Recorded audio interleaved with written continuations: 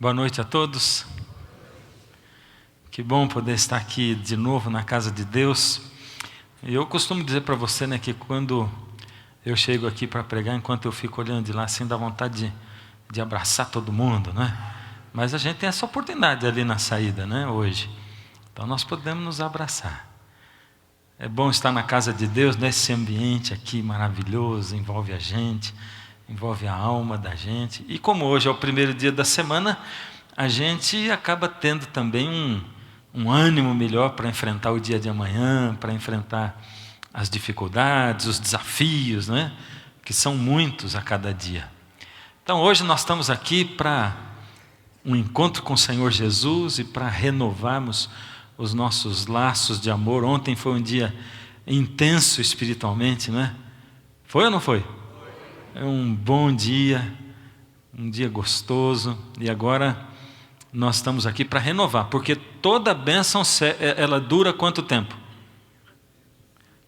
A bênção que nós buscamos de Deus, o batismo do Espírito, ela dura um dia. A gente tem que pedir de novo todo dia. Uma bênção dura um dia. A presença de Deus na vida da gente um dia, e aí nós temos que renovar. Então vamos renovar hoje. Amanhã renova de novo, mas por hoje nós vamos estar renovados. E já vamos sair mais alegres, felizes e plenos. Saímos daqui dando um sorriso, distribuindo sorrisos e abraços uns para os outros. Fecha os olhos, vamos orar juntos, vamos nos unir em oração. Deus amado, Pai misericordioso, louvamos o Seu nome por estarmos aqui na Sua casa. Louvamos o Seu nome pela graça bendita e maravilhosa do Senhor Jesus Cristo, que atinge a nossa alma, o nosso coração, que nos tocou com o Seu Espírito para virmos a esse lugar. E agora, Senhor, nós queremos a recompensa por estarmos aqui, a recompensa de sermos tocados pelo Seu Espírito, de sermos tocados pelas pessoas que estão aqui, de sermos abraçados. Queremos a recompensa, Senhor, de ter a nossa esperança renovada, porque às vezes a esperança se vai e se esvai. Mostra para nós, Senhor, o caminho para que ela não se vá. Mostra para nós o caminho para que ela seja renovada. Permanece conosco, por favor. Permaneça conosco e nos dê, Senhor, sabedoria e entendimento. Em nome de Jesus. Amém. Vamos abrir a Bíblia em Gênesis. Eu já disse para vocês algumas vezes que meu livro predileto da Bíblia é o Gênesis, Eu acho que cada vez que eu leio o Gênesis, eu vou descobrindo coisas novas, maravilhosas, tremendas, revelações profundas, assim, de Deus. E aqui em Gênesis a gente encontra Deus criando o mundo todo, Deus criando a natureza, criando as árvores, criando os animais. E aqui em Gênesis, no capítulo 1, no verso 26, diz assim. Também, vamos ler o 25. E fez Deus os animais selváticos, segundo a sua espécie, e os animais domésticos conforme a sua espécie, e os répteis da terra conforme a sua espécie. E viu Deus que isso era bom. Também disse Deus: façamos o homem à nossa imagem, conforme a nossa semelhança. Tenha ele domínio sobre os peixes do mar, sobre as aves dos céus, sobre os animais domésticos, sobre toda a terra e sobre todos os répteis que rastejam pela terra. Criou Deus, pois, o homem à sua imagem de Deus o criou. Homem e mulher os criou. E Deus os abençoou e lhes disse: sede fecundos, multiplicai-vos, enchei a terra e sujeitai-a, dominai sobre os peixes do mar, sobre as aves dos céus e sobre todo o animal que rasteja pela terra. Se a gente presta bastante atenção, está dizendo assim, no verso 26, tenha ele domínio sobre os peixes do mar, tal, né? Ali na frente, sobre toda a terra e sobre todos os répteis que rastejam pela terra. Domínio sobre a terra e os répteis. E depois no verso 28, sujeitai a quem mesmo? Sujeitai a terra, né? Porque ele tinha dito aqui, enchei a terra e sujeitai-a. Ou seja, Deus vai revelando para nós que quando Ele criou o homem, o ser humano, e Ele deixou para fazer isso no finalzinho da criação, como a coroação, a obra-prima da criação dEle. E a gente sabe que Deus criou o ser humano de um jeito diferente, porque Ele pôs a mão na massa, Ele criou o homem. Ele antes só dizia, mas agora ele fez diferente. E tem mais, Ele criou o homem à imagem e semelhança dEle, ou parecido com Ele. Deus tinha um propósito ao criar o ser humano, parecido com Deus. Por isso não se acha na natureza nada que seja igual ao homem.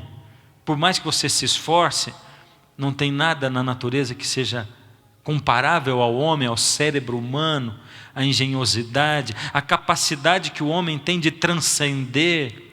E mesmo que a gente pensasse assim,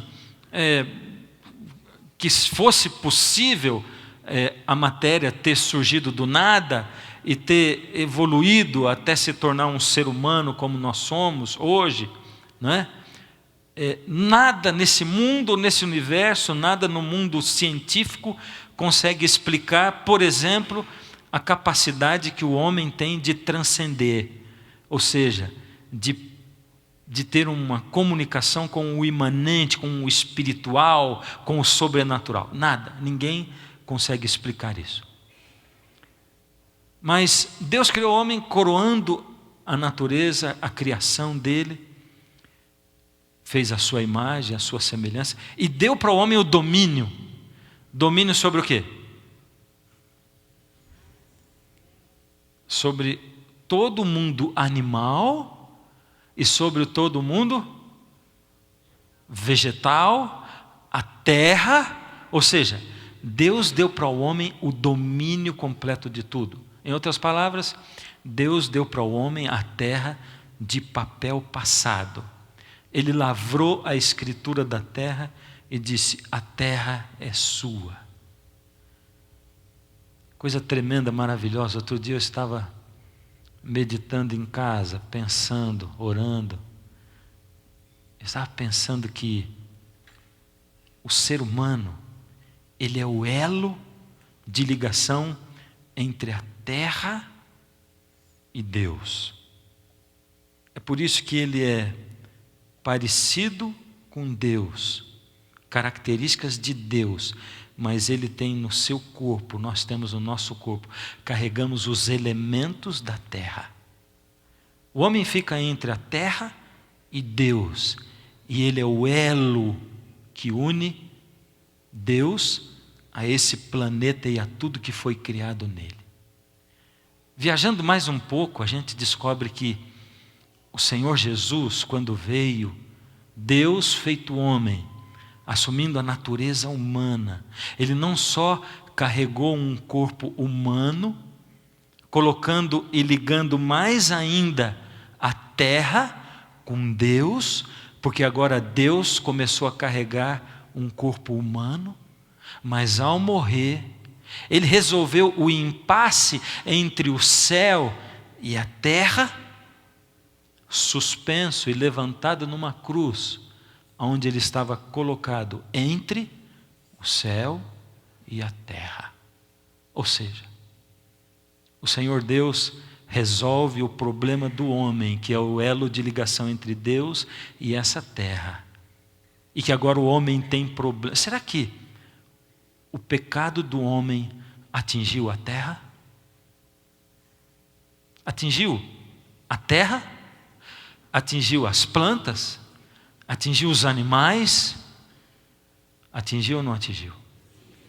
Sim. O pecado do homem atingiu e se estendeu por toda a criação. Em outras palavras, a gente pode afirmar, sem sombras de dúvida, sem medo de errar, que quando o homem se tornou escravo do pecado, ele também tornou a terra escrava do pecado. Ele tornou a natureza escrava do pecado. Ele tornou as plantas, os animais, ele sujeitou toda a natureza e toda a criação aos efeitos malignos, terríveis do pecado. E Deus é assim tão maravilhoso, que Deus, quando criou o ser humano, Ele já criou o ser humano com um jeito de viver perfeito. Se a gente olhar para os remédios da natureza, por exemplo, né? Os 8 remédios naturais, eu não vou me lembrar de todos aqui, mas a gente vai encontrar entre eles água. É um remédio da natureza para nós ou não é? Por dentro ou por fora? Os dois, né? Por dentro e por fora. Água, ar puro, né? Que mais? Luz solar, né? Que mais? Exercício físico. O oposto do exercício físico e da atividade, que é o quê? O sono. Olha, eu estava ouvindo um médico, ele vai estar aqui conosco em agosto, é o Dr. Gea. Eu estava ouvindo uma palestra dele, inteligentíssimo, iluminado por Deus assim. Ele estava dizendo que a grande maioria das doenças podem ser curadas pela regularização do sono.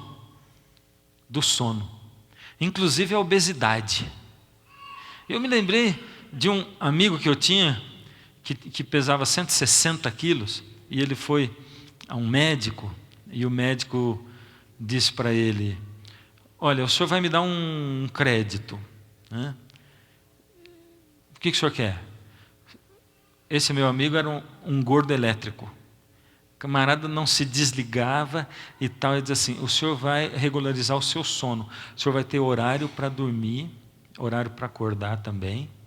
O senhor vai dormir 8 horas de sono por noite, porque ele dormia 4 horas, 3 horas de sono por noite, às vezes 5, né? O senhor vai dormir 8 horas de noite durante um mês, e nós não vamos mexer na sua dieta. Vamos mexer assim: o senhor vai tomar um pouquinho mais de água durante o dia, porque o senhor toma água insuficiente e tal, mas vai ser água e sono. E eu vou dizer que o senhor vai emagrecer no primeiro mês. Eu vou dizer que o senhor vai emagrecer 3 quilos. Naquele primeiro mês ele emagreceu 6. De dormir e tomar água, né? E eu lembrei, é verdade. Agora veja, Deus cria o ser humano e coloca o ser humano em contato direto com os remédios da natureza. Porque o trabalho do homem já era exercício físico, o melhor exercício físico de todos. Ele trabalhava à luz do sol, e ele tomava água da água mais limpa que tinha, e como ele tinha trabalhado com exercício físico, ele tinha contato com a terra, com a natureza, e aí ele se cansava e ele ia dormir, ele tinha um sono bom, reparador. Deus criou todas as condições. Aí o diabo foi, com o passar dos tempos, ajuntando o ser humano em cidades grandes, não é? Eu não estou dizendo que nós somos todos amaldiçoados e morar numa cidade grande, não é isso. Hoje a população do mundo é urbana, a vida é assim, e a gente vive dentro de um escritório, muitos com ar-condicionado ligado, ou aquecimento ligado. Nós vivemos sem o contato com a luz solar, vivemos tomando remédio porque a gente não consegue dormir, agitados, a gente trabalha demais, descansa de menos, toma pouca água, descansa pouco. Ou seja, nós estamos cercados de concreto por todos os lados, de asfalto, e a gente não consegue, e a vida é uma agitação tremenda. Deus criou o homem para ter uma vida equilibrada, e cada vez mais, quanto mais o tempo passa, a gente vê que a população desse mundo está doente. A população do mundo está doente fisicamente, está doente mentalmente, emocionalmente doente. E Deus indicando para nós os remédios, dizendo os caminhos para a gente escolher bem família, para escolher bem com quem vai casar, escolher bem com quem vai namorar, escolher bem as companhias, para a gente estruturar famílias, para a gente não acreditar no diabo, de que família não existe, de que família pode ser formada de qualquer jeito, pode ser formada com homem, mulher com mulher, a gente ter famílias com pai, com mãe, porque as crianças precisam de um pai, elas precisam de uma mãe. Então Deus dá todas as instruções possíveis para a gente ser diferente do resto do mundo e ter uma mente equilibrada, ter o emocional equilibrado. E quanto mais a gente se aproxima de Deus, mais nós podemos ser equilibrados, fugindo, andando na contramão do mundo. Na contramão do mundo. E Deus vai indicando para a gente. Será que as plantas, elas, de certo modo, vou dizer de certo modo, entre aspas, será que elas se sentem aprisionadas? Será que os animais se sentem prisioneiros do pecado? Será que a terra se sente prisioneira do pecado? Será que existe algum tipo de expectativa da parte deles em relação à vinda de Jesus? Será que... Porque Jesus diz assim, se o meu povo, se os meus filhos não falarem que eu estou para voltar, as pedras vão falar. Será? Abre comigo a sua Bíblia em Romanos.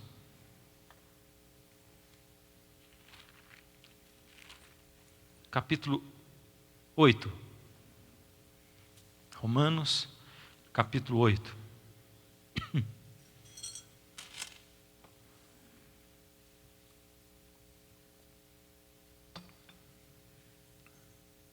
Verso 18.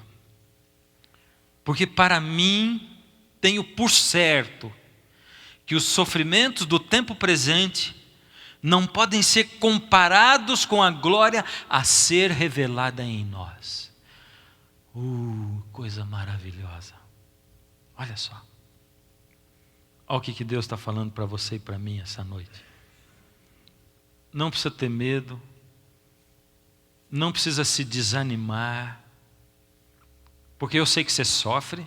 Eu sei que você passa por problemas, eu sei que a vida não é fácil, eu sei que muitas vezes quando você ouve o pastor falando lá na frente, você fala assim, tá bom, mas e daí? Eu sei disso, eu sei tudo, mas eu sou ansioso, e daí? Minha família já desestruturou, já está tudo desandado, o que eu faço com isso agora? Eu sei, mas eu sou doente, eu vou parar de tomar remédio. O que o pastor está querendo dizer? Está querendo dizer que é pecado eu ter depressão? Eu tenho depressão, é o mal da humanidade, mas eu não consegui fugir, e daí? Deus está dizendo, calma, não é isso que eu estou falando, entende o que eu quero dizer para você. Eu quero dizer para você assim, presta atenção, porque esses sofrimentos todos pelos quais você está passando hoje, eles não podem nem se comparar com a glória que há de ser manifestada em você, daqui a pouco, na minha vida. Nem se compara. Essa glória é tão maravilhosa, que o que você passou vai dar a impressão que nunca aconteceu na sua vida. É isso. Aí ele começa num outro assunto. É no mesmo assunto, mas é numa direção diferente, inesperada, maravilhosa, reveladora, ele diz. A ardente expectativa da criação aguarda a revelação dos filhos de Deus. Ele está dizendo que a criação, ela tem uma expectativa em relação a você e a mim. Ela está aí esperando. Ela não está esperando. Ela está esperando assim, ardentemente pela revelação dos filhos de Deus. A natureza está clamando e dizendo assim, por misericórdia, quando é que os filhos de Deus vão se manifestar nessa terra? Quando é que os filhos de Deus vão se levantar? Quando é que os filhos de Deus vão se mostrar, vão botar a cara para fora e vão assumir a paternidade do Pai e vão enxergar que eles são filhos de Deus e vão se manifestar para esse mundo? E Deus diz: a criação aguarda com ardente expectativa, ardente, ela está desesperada. Verso 20: pois a criação está sujeita ao pecado, não voluntariamente, mas por causa daquele que a sujeitou. Adão, dominado pelo diabo, sujeitou a criação ao pecado, na esperança de que a própria criação será redimida do cativeiro, da corrupção, para a liberdade da glória dos filhos de Deus. Uau! Ele está dizendo que a criação que foi sujeita ao homem, ao domínio do homem, a criação que está tão ligada com o homem, porque essa é a nossa terra, esse é o nosso chão, essa é a terra que nos pertence, que Deus deu para você e para mim. Ela é a terra da qual nós fazemos parte, é a terra da onde nós viemos pelo poder criativo de Deus e é para onde nós voltamos momentaneamente antes de Jesus voltar. Mas essa terra que pertence a nós está na mão de outro. Eu não posso permitir que aquilo que é meu, que o maior presente que eu ganhei de Deus esteja na mão de outro. Eu não posso permitir que aquilo que faz parte de mim, das minhas entranhas, do meu corpo, aquilo que faz parte de mim, do meu sangue, da minha carne, eu não posso permitir que esteja nas mãos de outro que sujeitou-a. Eu preciso me manifestar como filho de Deus. Eu preciso me levantar e assumir a filiação do meu pai. Eu digo: Pai, eu sou seu filho. O Senhor é meu pai. E eu preciso me manifestar como filho de Deus. Me revelar como filho de Deus, para que a glória de Deus se manifeste em mim. Verso 22. Porque sabemos que toda a criação, a um só tempo, geme e suporta angústias até agora. E não somente ela. Não somente ela. Não é só a criação. Tem mais alguém que não suporta mais isso. E que está unido com a criação, gemendo e clamando, e suplicando a Deus, e querendo. Tem mais gente. E ele diz quem é. E não somente a criação, mas também nós, que temos as primícias do Espírito. O que é ter as primícias do Espírito?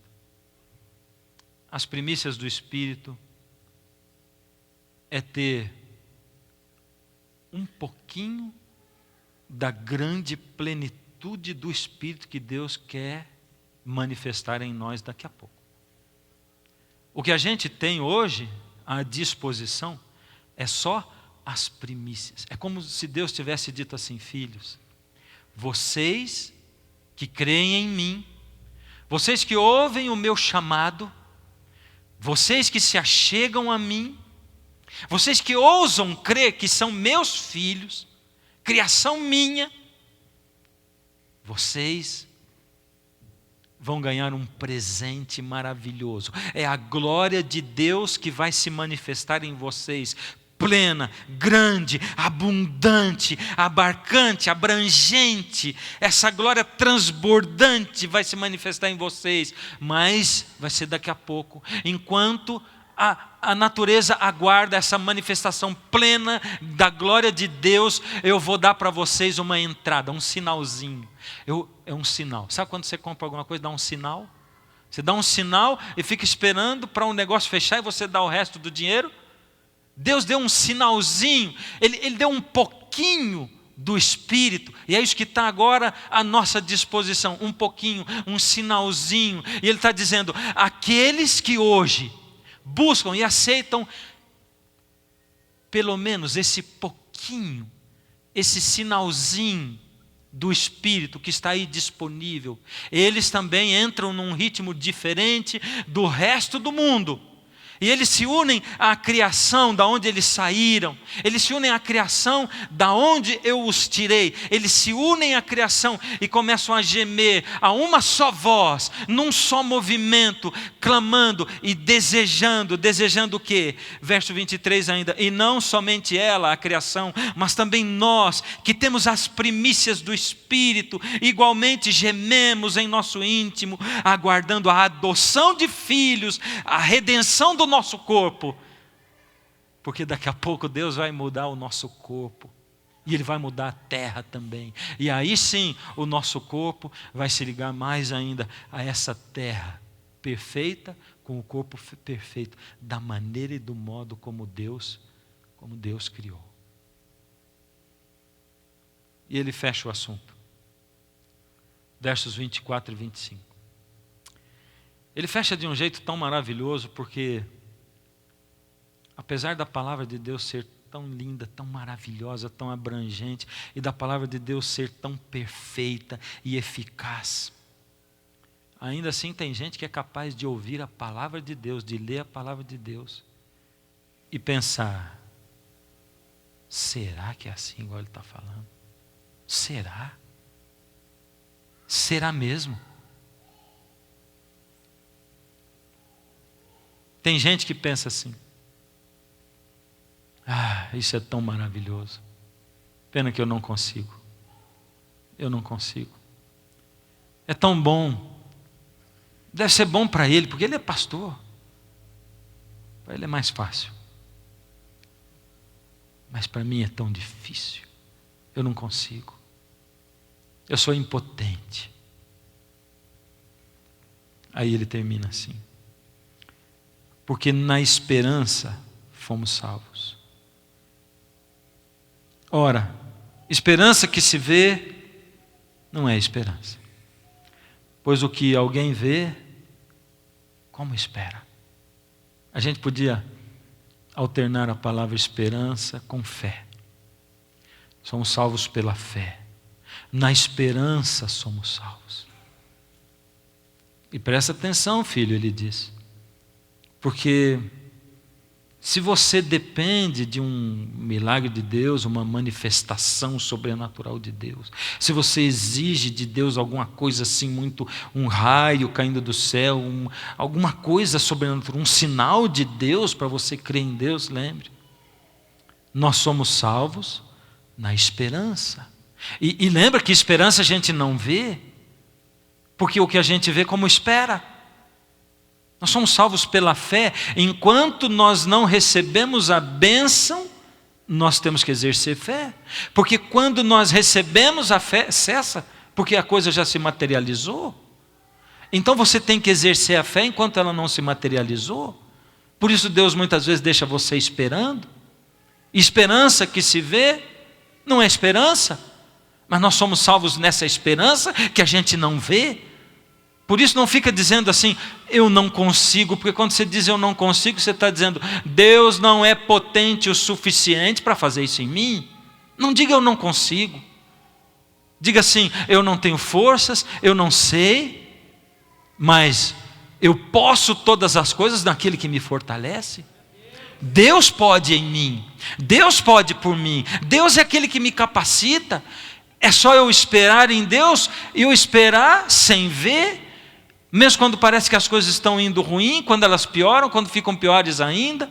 Esperança que se vê não é esperança, porque o que alguém vê como espera, e ele arremata tudo dizendo: mas se esperamos o que não vemos, com paciência o aguardamos. Ele está dizendo: agora por misericórdia tenham paciência. Paciência, filhos, paciência. O mundo está impaciente. As pessoas vivem impacientes. As crianças querem as coisas na hora. A gente cresce e continua querendo as coisas na hora. Nós queremos que as coisas aconteçam no nosso tempo, do nosso jeito. Nós esperamos que Deus ouça as nossas orações e que Ele faça segundo a nossa vontade, segundo no nosso tempo. Mas Deus está dizendo, para que tudo isso se realize, lembre-se, a natureza geme. O mundo inteiro não geme coisa nenhuma, o mundo inteiro sofre, mas não percebe que está sofrendo, o mundo nem olha para mim, mas a natureza geme, a natureza está na expectativa de ser transformada, libertada dessa escravidão. E quando você se une a mim, você começa a gemer também, se une à natureza, você começa a pedir, Jesus, volte logo, porque eu não quero viver nesse mundo. Você começa a desejar, e se você não deseja, por misericórdia se una mais a Deus, busque mais a Deus. E talvez a sua preocupação seja essa: eu não estou desejando o suficiente. Para mim, se a vida melhorar aqui um pouquinho, já está bom demais, bom demais. Aí o Senhor Deus que diz assim: a natureza está escravizada, geme, e se unem à natureza aqueles que já receberam pelo menos a porção do Espírito que está disponível hoje, que é as primícias do Espírito, o sinal do Espírito. Deus está dizendo o caminho, não está? O caminho é o quê? Buscar o Espírito, clamar de Deus o Espírito. E como é que a gente faz isso? Demos volta e voltamos no mesmo ponto. O tempo que eu dedico para Deus, o tempo e a qualidade do tempo que eu dedico para Deus.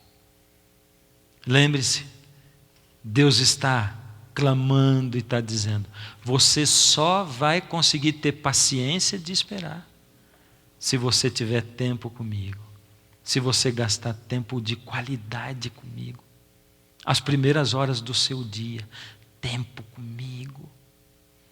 Aprende a ler a palavra, aprende a ouvir a voz de Deus pela palavra, aprende a caminhar segundo o que Deus inspira, o que Deus diz. Aprende a olhar as pessoas e ver a necessidade das pessoas. Aprende a falar com Deus, a sentir o senso da presença de Deus na sua vida, ao seu redor, ao seu lado. E fala com Deus como se Deus existisse. Porque muitas vezes a gente fala com Deus como se Ele não existisse. Faz de conta que Ele não existe e fica falando. Às vezes a gente acha que oração é uma maneira santificada de falar sozinho. Não é. Oração é uma conversa. Conversa com alguém. É falar de mim para alguém. Olhos nos olhos. Olhos nos olhos. Você sabe falar com Deus? Sabe conversar com Ele? Sabe ouvir a voz dEle? Abrir os olhos para ver a manifestação do Senhor? Ele está se para você todos os dias. Vou convidar você para fazer uma experiência amanhã. Você vai ficar com vergonha de fazer, mas eu vou convidar. Quando você for fazer sua comunhão amanhã, você pega e vai para a porta da sua casa, a porta da sala. Aí você abre a porta, olha para fora e diz: bom dia, Jesus, bem-vindo. Entra, senta ali, por favor. Fecha a porta. E começa a conversar com Ele assim, amanhã. Como se Ele existisse. Talvez você não entenda direito que eu digo assim, pode até surgir um mau julgamento, né? Como se Ele existisse. Esse como se Ele existisse é subentendendo que a gente o trata como se Ele não existisse. Mas trata com Ele como alguém que existe. Porque Ele existe. Então fala com Ele assim. Você vai sentir vergonha. Faz isso. Eu vou desafiar você a fazer mais. Faz todos os dias da semana. Começa o dia assim. Vai lá e abre a porta. E convida ele para entrar. E continua conversando. E depois você me diz se fez diferença na sua vida ou não. Você começar a conversa com ele assim e continuar a conversa. Eu quero orar para que Jesus seja muito presente na sua vida. Quero orar hoje com você para que Jesus seja muito real na sua vida. Porque se você fizer assim, e você se aproximar dele, falar com ele e ouvir a voz dele, você a cada dia vai receber, naquele dia, a plenitude do Espírito que está disponível para você. A plenitude, naquele dia, a cada dia plenitude. Serão 7 dias de plenitude do Espírito na sua vida.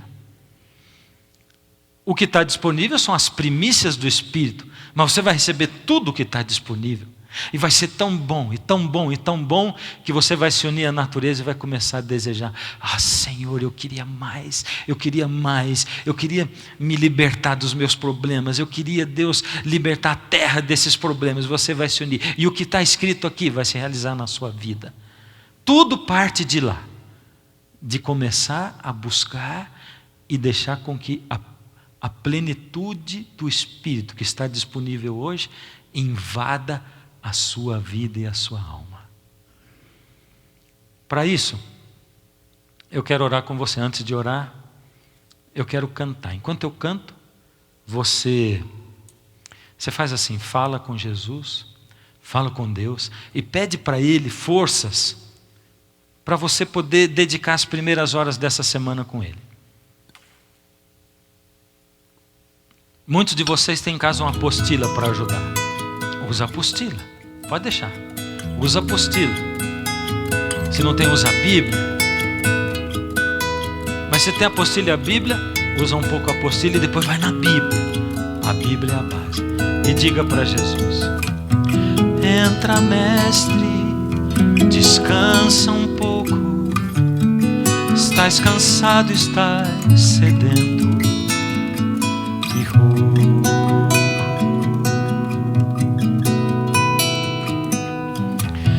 Dorme, mestre, a casa é tua.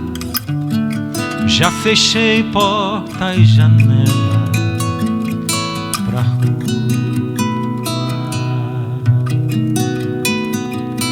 Deixou-me falando só. Dormiu tão pesado, fazia dó.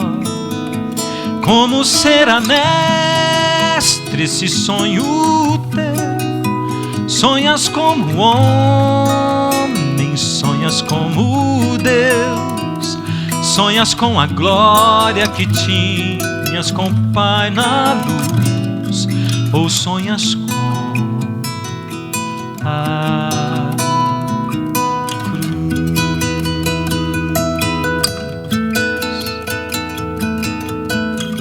Depois de conversar com Jesus, dele ter dormido lá no seu sofá, quando Jesus for sair, quem sabe lá fora vai ter uma multidão para crucificá-lo. Aí você vai ter que chamar e acordar Jesus. Aí você diz assim para ele: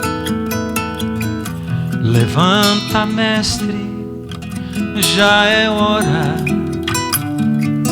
Uma multidão te espera lá fora.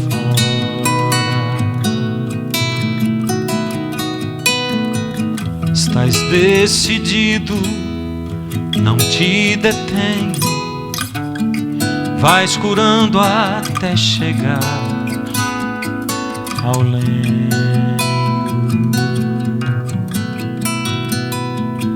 Partiu, fica paz em mim.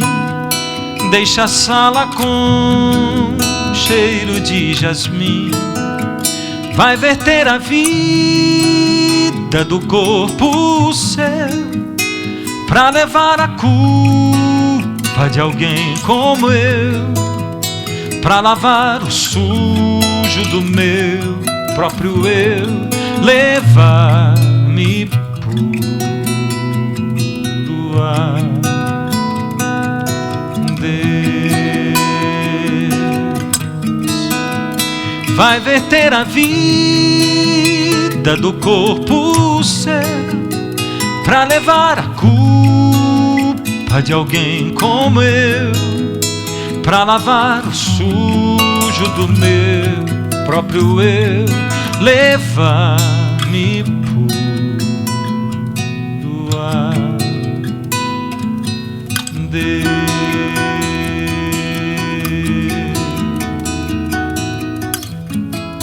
Senhor Deus, o sentimento de cada um de nós aqui nesse tempo se diversifica ao ouvirmos a sua palavra.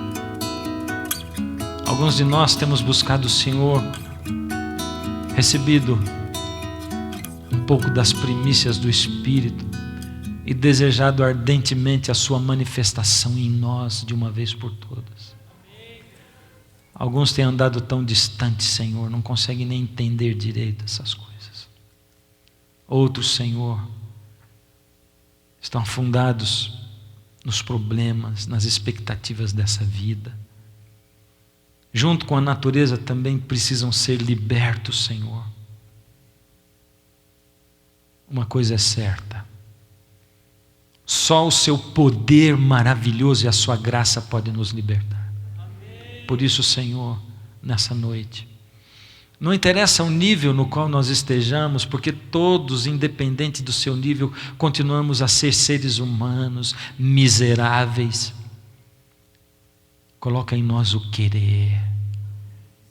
Coloca em nós, Senhor, em cada um dos seus filhos aqui nessa noite, que deseja querer, coloca o poder para dedicar o tempo para o Senhor. Para fazer daquele tempo um tempo com a pessoa do Senhor Jesus. E amanhã, Pai, amanhã, ó querido Jesus, amanhã nos dá um presente. Ó Senhor, manifeste-se para cada um dos seus filhos que pararam um tempo, que eles possam abrir os olhos e entender aquilo que o Senhor está dizendo para eles, abrir os ouvidos e ouvir o que o Senhor está falando. Nós pedimos, rogamos, Senhor, em nome de Jesus. Amém. Você tenha uma boa noite e uma feliz semana também. E amanhã que você amanheça na graça do Senhor.